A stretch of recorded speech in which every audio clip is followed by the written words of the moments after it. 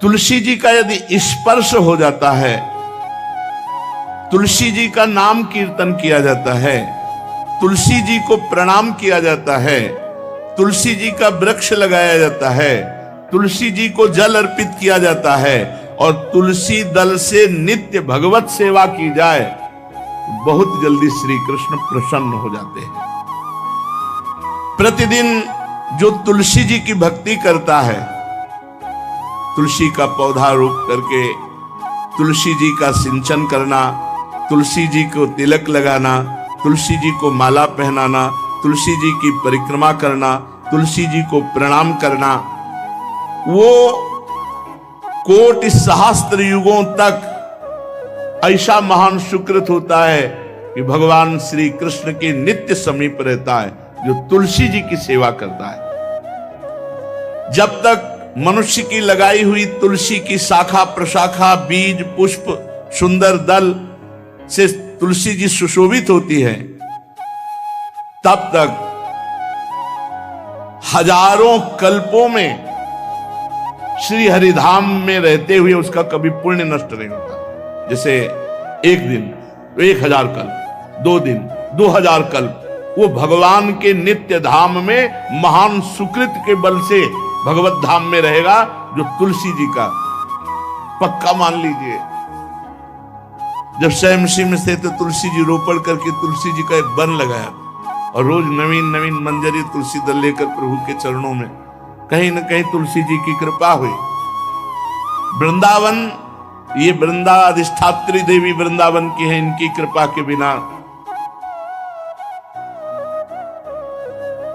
हे चंद्रादने संपूर्ण पत्रों और पुष्पों को जो उतार करके सम्मान पूर्वक पहले प्रार्थना करनी चाहिए, हे वृंदा देवी, हे तुलसी जी, भगवान श्री हरि की पूजा के लिए या प्रियाजू की पूजा के लिए हम आपके कुछ मंजरी, कुछ दल लेकर के सेवा करना चाहते हैं, आप कृपा करके मुझे दीजिए, और फिर उतार दें। ऐसे नोचना नहीं, बहुत सम्मान से, बहुत प्यार से, तो तुलसी जी प्रसन्न होती है। जो मनुष्य तुलसी दल से श्री हरि की पूजा करता है, कोई भी पाप उसका स्पर्श नहीं कर सकता। पूर्व में किया हुआ कोई भी पाप उसको दंड नहीं मिलेगा, जो तुलसी जी की आराधना नित्य करता है। अब इतना जल भी ना चढ़ा दे, तुम्हारे पुण्य हो जाए और तुलसी जी अंतर ध्यान, अनुकूल जल, जैसे मान लो गमले पे हैं तो इतना बड़ा तांबे का रोज उससे चढ़ा, हम भर के लोटा चढ़ा दोगे 2-4 दिन में अंतर ध्यान हो जाएंगे तुलसी जी। बहुत विवेक से जरूरत है, मतलब भारी पुण्य होगा। अब इतना बड़ा लोटा रोज जल चढ़ाओगे तो 2-4 दिन में पीली होके अंतर ध्यान हो जाएंगे। भाई इतना जल, अनुकूल जल चाहिए, एक तांबे का छोटा सा लिया, ऐसे रोज डालो, उसमें कोई फर्क नहीं, और गमला उठाकर धूप में विराजमान करो। सेवा का मतलब क्या है? जो तुलसी जी को जल अर्पित करके तुलसी जी की सेवा करता है, हरि चिंतन करता, कभी कोई पाप उसका स्पर्श नहीं कर सकता। 100 भार सोना, 400 भार चांदी,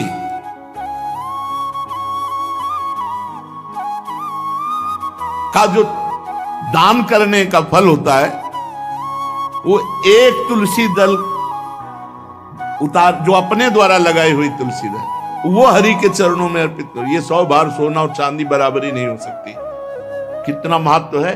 जो रोज तुलसी दल चयन कर, द्वादशी को ना चयन करे, द्वादशी को मतलब बहुत बड़ा अपराध लगता है तुलसी दल का, इस मतलब तुलसी के वृक्ष का भी स्पर्श न करे। प्रणाम नमस्कार दूर से, एक भी दल नहीं टूटना चाहिए। द्वादशी को ऐसा हमने महापुरुषों से सुना है कि मंजरी और पत्र उतारना ये ठीक नहीं, बिल्कुल नहीं ठीक है। ब्रह्म हत्या का फल लगता है, अगर जो पाप लगता है अगर कोई द्वादशी को तुलसी चयन, बहुत सावधानी से। जिसके घर में तुलसी का बगीचा होता है, कई पौधे होते हैं, उसको कहीं तीर्थ जाने की जरूरत नहीं, उसका घर तीर्थ है जिसके घर में तुलसी के पौधे हैं। और यमराज कभी उस घर में किसी भी मरने वाले को लेने नहीं आएंगे। जिसके घर में तुलसी, लगा लो भैया तुलसी लगा लो घर में, काहे कोई यमराज को आने दोगे। सबके घर में तुलसी, कितना सुंदर पहले था। घर में आंगन होते थे, आंगन में एक बहुत बड़ा, और फिर उसमें तुलसी जी, और फिर उसमें 2-4 नर्मदेश्वर और शालिग्राम ऐसे, और फिर घर का हर व्यक्ति जल चढ़ाना, प्रणाम करना, नमस्कार करना, 4 पर। कितनी पवित्र पद्धतियां हमारी थी। जब रसोई बने पहली गाय के लिए, फिर कुछ पक्षियों के लिए, फिर कोई संत महात्मा, कोई भिक्षु, ऐसा कितना पवित्र व्यवहार। यहाँ जैसे हमने देखा है, ये रसोई बन रही ना, तो धुआं नहीं खत्म होने पाता, वो ही सब अपवित्र किए हुए हैं, राक्षसी बुद्धि आती चली जा रही। तुलसी जी, ये भागवती को वस्तु, हमें लगता है बालकनी तो होती ही, बढ़िया बालकनी में कैसा उठाने धरने वाला स्टैंड लोहे का रखो कि तुलसी जी को विराजमान कर दो। जिसके घर में तुलसी जी विराजमान होती, उसके घर में यमराज कभी नहीं जाते। जो तुलसी जी का सेवन करता है, उसकी सारी कामनाएं तुलसी जी पूर्ण कर देती है। तुलसी जी को लगाना, तुलसी जी का पालन करना, तुलसी जी को सिंचन करना, तुलसी जी का दर्शन करना, तुलसी जी का स्पर्श करना, मनुष्य के द्वारा जो मन, वाणी और शरीर से पाप हो गए, सबको तुलसी महारानी क्षमा कर देती है, दग्ध कर देती है।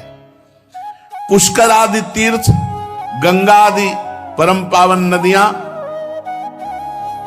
ये सब जो स्नान आदि, अवगाहन आदि करने का फल देते हैं, वो केवल तुलसी जी घर में विराजमान है, उसको वो फल मिल जाएगा।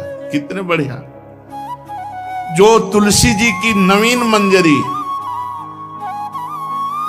प्रभु के चरणों में अर्पित करके प्रणाम करता है, वो चाहे कितना भी अपराध किए हो, वो कभी यमपुरी को नहीं देखेगा, कभी यमराज के पास नहीं जाएगा। जो मनुष्य तुलसी काष्ठ का घिसा हुआ चंदन लगाता है, उसके सारे संचित भस्म हो जाते हैं, और क्रियमाण जो वर्तमान, वो कभी उसको बांध नहीं सकते। तुलसी जी का काष्ठ का घिसा हुआ चंदन, जिसके घर में तुलसी की छाया होती है, वहां पितरों को अपने आप कल्याण प्राप्त हो जाता है। जो श्राद्ध करने से लाभ मिलता है पितरों को, घर में तुलसी लगा के, जो तुलसी की छाया, बड़ा वृक्ष, पितरों को तृप्ति मिलती है। चतुर्भुज ब्रह्मा जी सारंग धनवा श्री हरि के महामहिम स्वरूप की अनुभूति करने के लिए भी कहा है कि तुलसी जी का महान महात्म्य है। अगर तुलसी जी का सेवन करे तो भगवान श्री हरि की महिमा को जान जाएगा। स्त्री हो या पुरुष, पुरुष नपुंसक नारी वा जीव चराचर कोय, सर्व भाव भज कपट तज मोह परम प्रीस। शरीर वर्दी है, हमारी पोशाक है, हम सब एक हैं, आत्मस्वरूप है, कुछ अलग नहीं है। शरीर केवल पांच भौतिक है, तो सबका पांच भौतिक है, उसमें चिन्ह है स्त्री पुरुष के, बस इसके लिए भगवान की आराधना निषेध थोड़ी है। जो स्त्री या पुरुष श्री तुलसी जी के काष्ठ के मन के बना के, जैसे छोटी कंठी या बड़ी माला धारण करता है, श्री कृष्ण उसके बस में हो जाते हैं। यह है तुलसी जी की महिमा। परम सुहाग श्री कृष्ण मिल जाते हैं, और कौन सी भी हमें उपलब्धि चाहिए।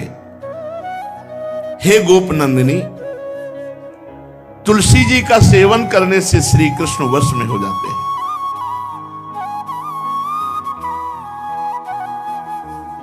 जो तुलसी की माला से नाम जप करता है, काउंटर वाली बात तो स्मृति के लिए भाई है, हम निषेध नहीं करते, नहीं बहुतों के भजन बंद हो जाएंगे, पर हम इतनी महिमा जरूर बता देते हैं कि तुलसी माला से जो नाम जप किया जाता है, उससे आध्यात्मिक सिद्धि बहुत जल्दी होती है। गुरुदेव भगवान कहते, जो अंगुलियों से रगड़ होती है मन का से, उसमें आध्यात्मिक ऊर्जा शक्ति तुलसी माला से। प्लास्टिक पर भाई करो, निषेध नहीं कह रहे, बंद हो जाएगा वो भी राधा राधा कहना, वो हमें बंद नहीं करना। हम कह रहे तुम जैसे बने वैसे करो, लेकिन माला का बहुत बड़ा प्रभाव है। तुलसी परम पवित्र, भगवान श्री हरि की प्रिया, और उनके काष्ठ को जब हम ऐसे ऐसे नाम के साथ, विशेष ऊर्जा शक्ति, आध्यात्मिक शक्ति हम में जागृत होती है। हो सके जिनको ऐसा बन सके तो छोटी एक वो आती है सुमिरनी, उसको रख लो, अपनी जेब में रख लो, उससे करो। और नहीं है तो भैया तुम इसी से करो, नाम जप करो, भाव को भाव अना खालसो, नाम जपत मंगल दिस दसो। सुंदर सुंदर तुलसी जी के वृक्षों के समीप बैठ करके जो अनुष्ठान किया जाए वो बहुत लाभदायक। श्रीमद् भागवत का, गोपाल सहस्त्र नाम का कोई भी पाठ तुलसी जी के समीप विराजमान करके किया जाए,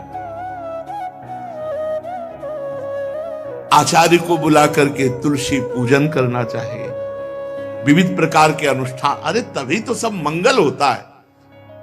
पहले था, हमने देखा है, 4 बजे माताजी दरवाजे के सामने लीपती, रोज का काम।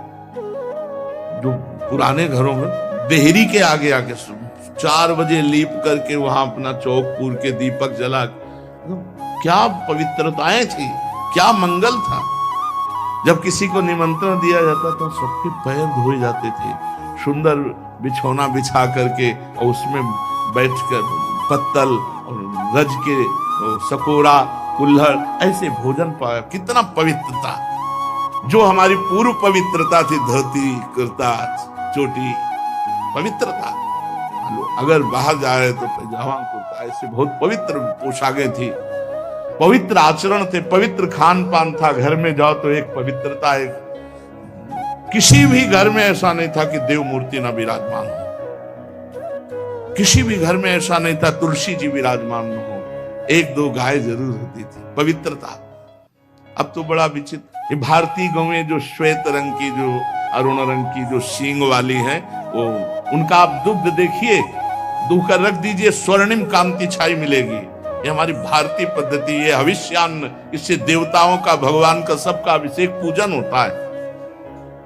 शुद्ध गाय जो हमारी भारतीय है, तीला है उसकी जैसे निकला हुआ, भगवान ने सेवा की है।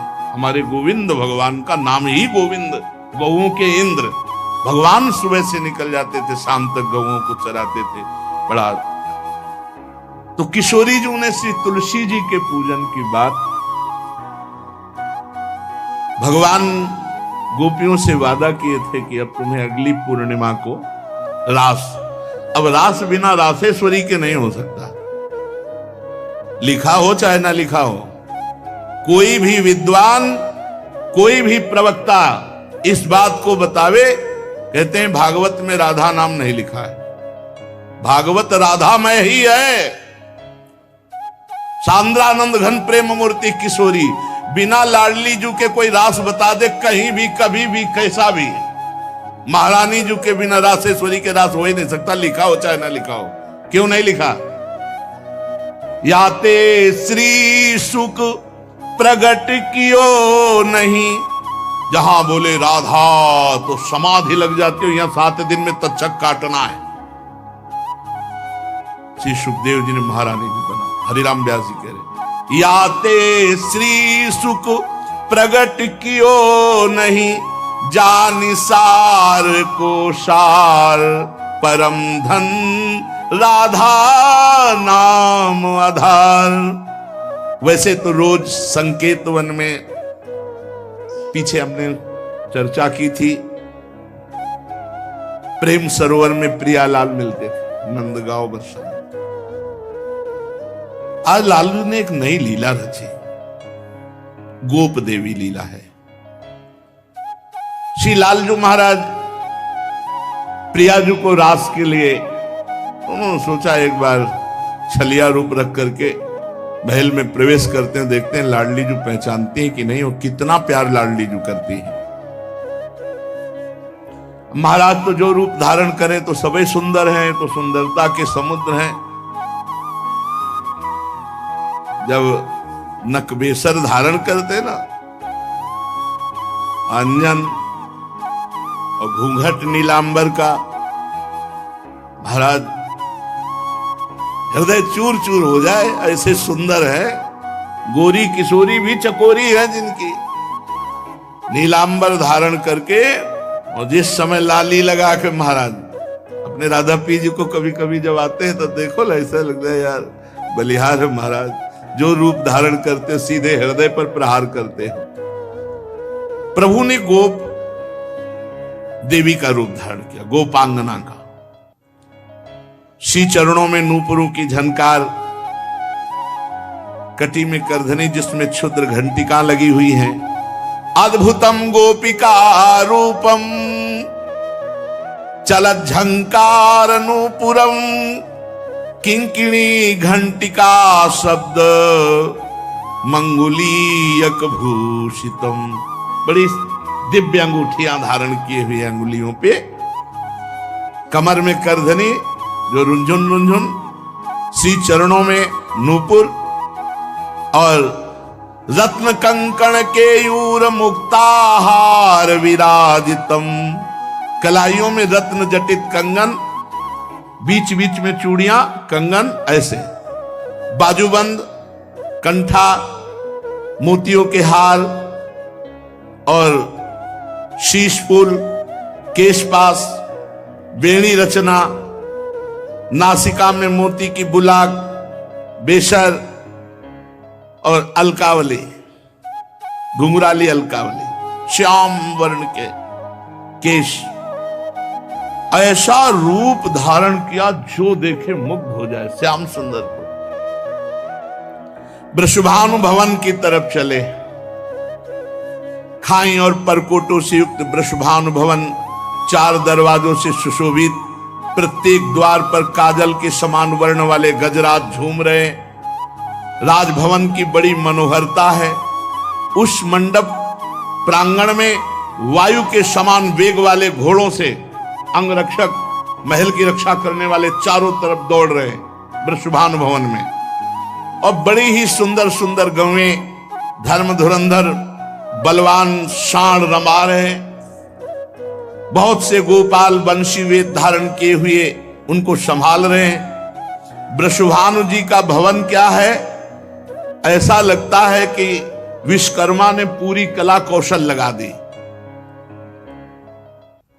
और महारानी जी के लिए भवन के अंदर ही बगीचा, झरना, सरोवर, सब कोटि कोटि सूर्य के समान कांति वाली सुंदर सुंदर मणियां खंभों में जटित हैं, जिससे प्रकाश फैल रहा है। रत्न मंडित आंगन, बहुत से रत्न